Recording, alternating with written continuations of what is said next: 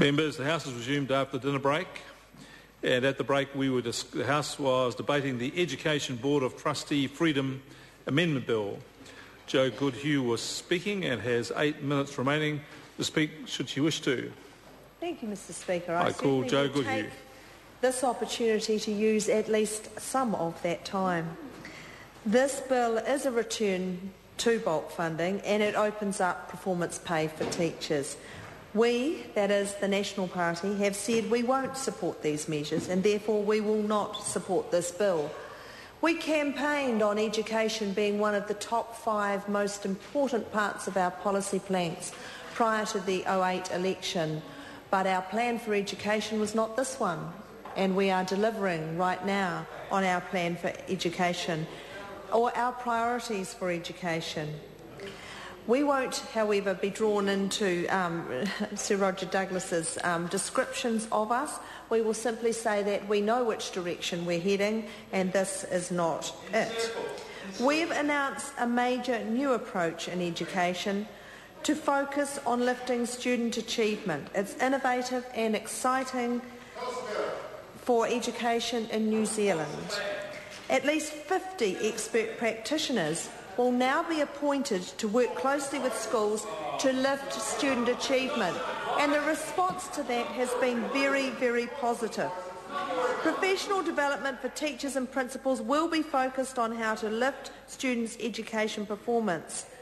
This national government is investing $36 million to help children who need extra support in reading, writing and maths. This follows the identification of students needing help made through the national standards. We are continuing to help schools roll out national standards to make sure that parents receive clear, plain language reports so they know how their child is progressing against the standards. Parents said they wanted better reporting, and that is exactly what National Standards Reports provides.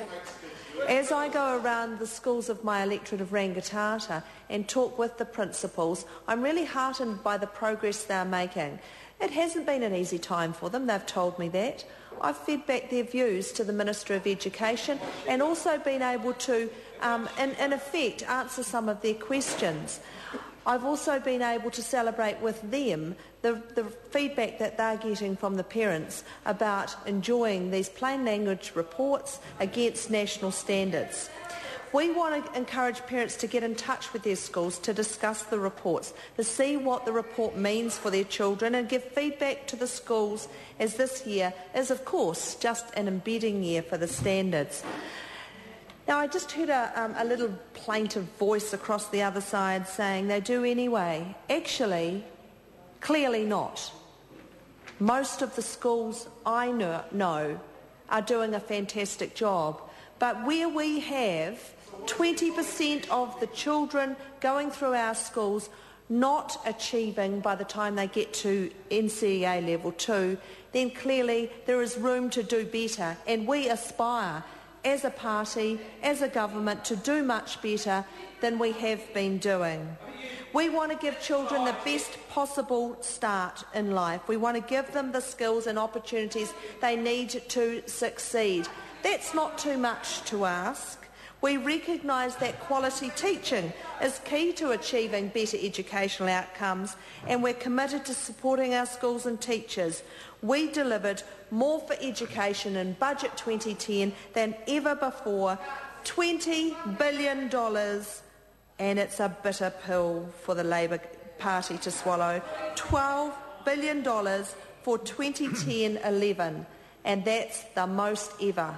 Therefore, I conclude my speech by saying we have a plan for the education of our students. We are working along that plan, and this bill is not part of it.